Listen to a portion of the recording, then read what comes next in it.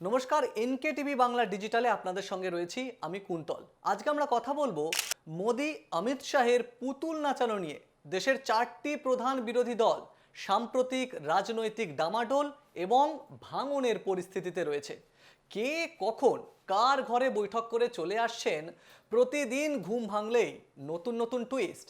সম্প্রতি এই ভাঙা গড়ার খেলা শুরু হয়েছে দিল্লির আম আদমি পার্টিকে দিয়ে, এবং তারপর যে পরিস্থিতি দেশ জুড়ে সবাই আতঙ্কে রয়েছে। ঠিক কি পরিস্থিতি, ছোট ছোট করে চারটি প্রধান দলের এই মুহূর্তের পরিস্থিতিটা আপনাদেরকে জানিয়ে রাখি। আম আদমি পার্টি রাজ্যসভায় বড় ধরনের ভাঙনের মুখে পড়েছে অরবিন্দ কেজরিওয়ালের দল। রাঘব চাড্ডাকে দিয়ে শুরু হয়েছিল সেই ভাঙনের পালা। রাঘব চাড্ডা সহ আপের 7জন রাজ্যসভার সাংসদ এবং তাদেরকে নিয়ে 2/3 বেশি নিয়ে দল ত্যাগ করে ভারতীয় জনতা পার্টিতে যোগ দিয়েছেন।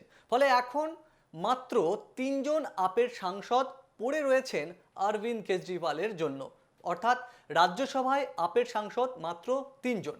এরপরে আসছি সাম্প্রতিক সবথেকে চর্চার বিষয় তৃণমূল কংগ্রেসের দিকে। তৃণমূল কংগ্রেস সর্বভারতীয় স্তরে দলের অন্দরে তীব্র অসন্তোষ দেখা দেয় এবং একাধিক প্রথম সারির সাংসদ তৃণমূল ছাড়েন। দাবি করা হচ্ছে 20 জন তৃণমূল সাংসদ এখন nationalist citizens party of India বা এনসিপিআই এর সঙ্গে যুক্ত হয়েছেন। ফলে লোকসভায় মাত্র 8জন সাংসদ এই মুহূর্তে রয়েছে তৃণমূলের, যারা মমতা বন্দ্যোপাধ্যায়ের সঙ্গে আছেন। আর রাজ্যসভা থেকে তো সুখেন্দু শেখর রায় ইস্তফা দিয়েইছেন, পাশাপাশি দলও ত্যাগ করেছেন তিনি। পাশাপাশি রাজ্যসভাতেও যে ভাঙন পর্ব শুরু হচ্ছে, ইতিমধ্যে 4জন ইস্তফা দিয়েছেন তারও ইঙ্গিত মিলছে। সমাজবাদী পার্টি, যা উত্তরপ্রদেশের রাজনীতিতে বিশেষ গুরুত্বপূর্ণ বিরোধী দল, সমাজবাদী পার্টিতেও ভাঙনের জল্পনা তৈরি হয়েছে।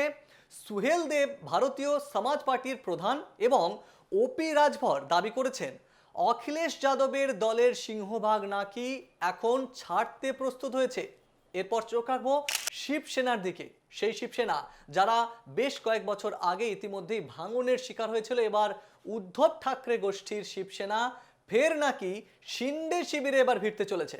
মহারাষ্ট্রের রাজনীতিতে ফের বড় ধাক্কা খেয়েছে উদ্ধব শিবির। দলের লোকসভার 6জন সাংসদ উদ্ধব ঠাকরের ডাকা দলীয় বৈঠক এড়িয়ে একনাথ শিন্ডে অর্থাৎ মহারাষ্ট্রের উপমুখ্যমন্ত্রীর শিবিরের দিকে ঝুঁকছেন।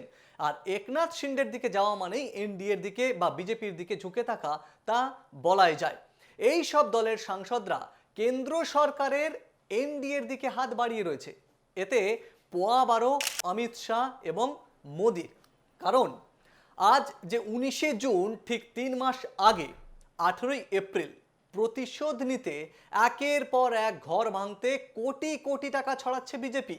অন্তত এমনটাই অভিযোগ করছেন ঘর ভাঙনের কবলে পড়া রাজনৈতিক নেতারা। কারণ 18ই এপ্রিল যখন 2/3 সংখ্যাগরিষ্ঠতা না পেয়ে মহিলা সংরক্ষণ বিল পাস করাতে পারেনি কেন্দ্রের এনডিএ সরকার, এবং আসন পুনর্বিন্যাস বিলও সেখানে আটকে গিয়েছিল শুধুমাত্র পর্যাপ্ত সংখ্যাগরিষ্ঠতা না থাকায়, সেই জ্বালা মেটাতেই কি পশ্চিমবঙ্গে তৃণমূল সরকারের পতনের পর থেকেই ঘুঁটি সাজাতে শুরু করে নরেন্দ্র মোদী অমিত শাহ জুটি। চালু হয় সেই চেনা অপারেশন লোটাস। এবার এই অপারেশন লোটাসে একটু আসি।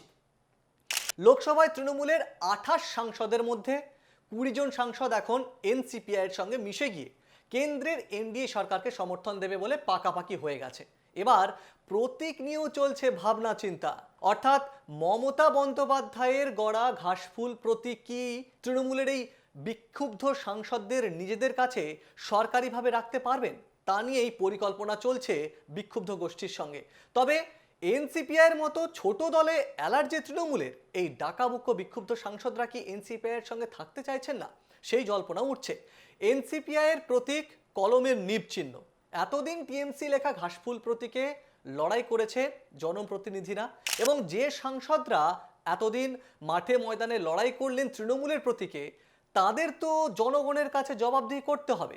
তাই যদি তৃণমূলের প্রতীক তারা পেয়ে যান, তাহলে জনতাকে বোঝাতে সহজ হবে তারাই আসল তৃণমূল।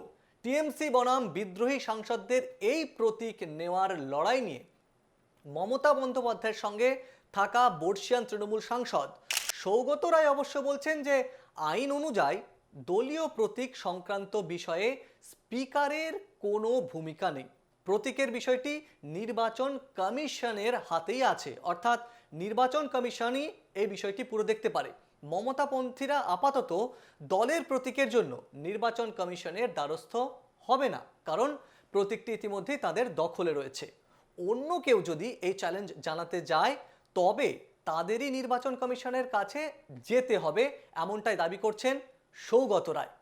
এবার এই সৌগত রায়, তাকে পশ্চিমবঙ্গের বিধানসভা নির্বাচনের পর শুরুতে বিজেপির তরফেও তার কাছে চেষ্টা করা হয়েছিল যাতে বিজেপির দিকে টানা যায় সৌগত রায়কে, কিন্তু তিনি সেই সময় এড়িয়ে গিয়েছিলেন, বলছিলেন ভেবে দেখছেন বিষয়টা। আর রাজ্য বিধানসভায় তো তৃণমূলের প্রায় 60 বিধায়কই মমতাকে ছেড়ে বিরোধী দলনেতা ঋতব্রতকে নেতা করে বিরোধী আসনে বসছে। আজকে অভিষেক বন্দ্যোপাধ্যায়ের সঙ্গে ওম বিড়লার একটা বৈঠক হওয়ার কথা রয়েছে। ওম বিড়লা তাকে সময় দিয়েছেন, কেন? কারণ এই তৃণমূলের যে বিক্ষুব্ধ গোষ্ঠী, তারাই আসল তৃণমূল বলে দাবি করে যে এনসিপিআর সঙ্গে চলে গেছেন, তার পরিবর্তে তৃণমূল অর্থাৎ মমতা বন্দ্যোপাধ্যায়ের সঙ্গে যারা রয়েছেন, সেখানে অন্যতম অভিষেক বন্দ্যোপাধ্যায়, ডায়মন্ড হারবারের তৃণমূল সাংসদ, তিনি একটি চিঠি আগেভাগে দিয়ে রেখেছেন যে তৃণমূল অখণ্ড, তাই তৃণমূলের কোনো ভাঙন নেই। অর্থাৎ তিনি বোঝাতে চেয়েছেন যে তৃণমূল, আসল তৃণমূল মমতা বন্দ্যোপাধ্যায়ের সঙ্গে থাকা যারা, তারাই। এবার আসি তৃণমূলের এই কোন্দলের পর মহারাষ্ট্রের অপারেশন টাইগার নিয়ে। বিল পাশ করাতে লোকসভায় যে 2/3 সমর্থন দরকার ছিল এনডিএ সরকারের, অর্থাৎ যে কোনো বিল পাশ করাতে হলে 365 সাংসদের সমর্থন প্রয়োজন লোকসভায়, যা গত এপ্রিল থেকে অসম্পূর্ণ লোকসভায়। এবার তৃণমূল কংগ্রেসের 20 সাংসদের সমর্থন পেয়ে এনডিএ অনেকটাই এগিয়ে গেছে। পাশাপাশি মহারাষ্ট্রের উদ্ধব শিবসেনার সাংসদদের কয়েকজনও মিশে যাচ্ছেন একনাথ শিন্ডের শিবসেনার সঙ্গে। ইতিমধ্যেই একবার আসল শিবসেনা থেকে ঘর ভাঙিয়ে একনাথ শিন্ডে শিবির আসল শিবসেনার প্রতীক দাবি করে বিজেপির সঙ্গে হাত মিলিয়ে মহারাষ্ট্রে সরকার গড়েছিল। পরে দেবেন্দ্র ফডনবিস মুখ্যমন্ত্রী হন, এখন একনাথ শিন্ডে মহারাষ্ট্রের উপমুখ্যমন্ত্রী। অর্থাৎ উদ্ধব ঠাকরের শিবসেনায় ভাঙনের মেঘ শুধু সময়ের অপেক্ষা। 19 জুন প্রয়াত বাল ঠাকরের তৈরি শিবসেনার জন্মদিন, তার আগেই সেই দলের ফের টুকরো টুকরো হওয়ার পরিস্থিতি তৈরি হয়েছে। এবং সঞ্জয় রাউত রীতিমতো দাবি করেছেন যে এই শিবসেনার সাংসদদের এনডিএ শিবিরে নেওয়ার জন্য প্রায় 15 কোটি টাকা প্রাথমিকভাবে দেওয়া হয়েছে, সেই টাকাটা 50 কোটি টাকা পর্যন্ত দেওয়া হবে। এবং তাৎপর্যপূর্ণভাবে যখন উদ্ধব ঠাকরে গতকাল একটি বৈঠক ডেকেছিলেন, সেখানে 6 জন উদ্ধব শিবিরের সাংসদ অনুপস্থিত ছিলেন। তারা উদ্ধব ঠাকরের ছেলের যে জন্মদিন, সেই অনুষ্ঠানেও অনুপস্থিত ছিলেন। ফলে বোঝাই যাচ্ছে তারা পা বেরিয়ে রয়েছে এনডিএ শিবিরে যাওয়ার জন্য। এবার আসি অপারেশন ইউপি।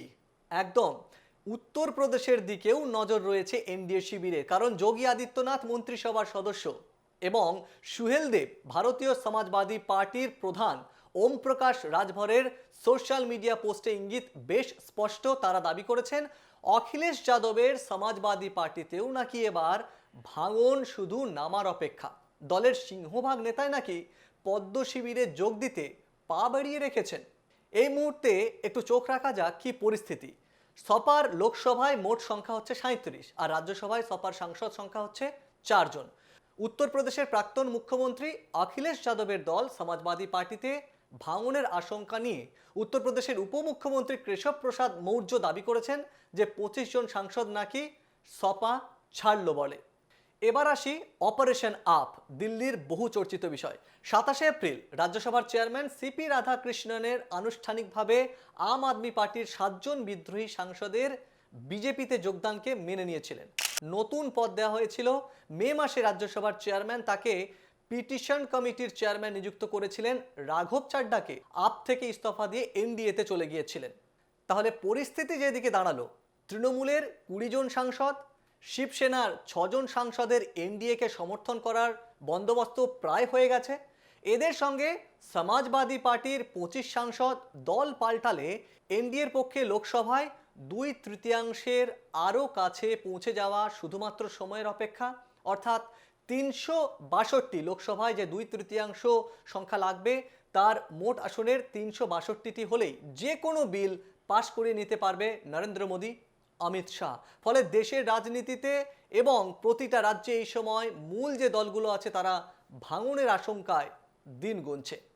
যদি আমাদের ভিডিও ভালো লাগে আপনারা অবশ্যই শেয়ার করুন এবং কোন কোন টপিকের উপরে আপনারা আলোচনা চান আমাদেরকে কমেন্ট বক্সে অবশ্যই জানান। দেখতে থাকুন এনকে টিভি বাংলা ডিজিটাল।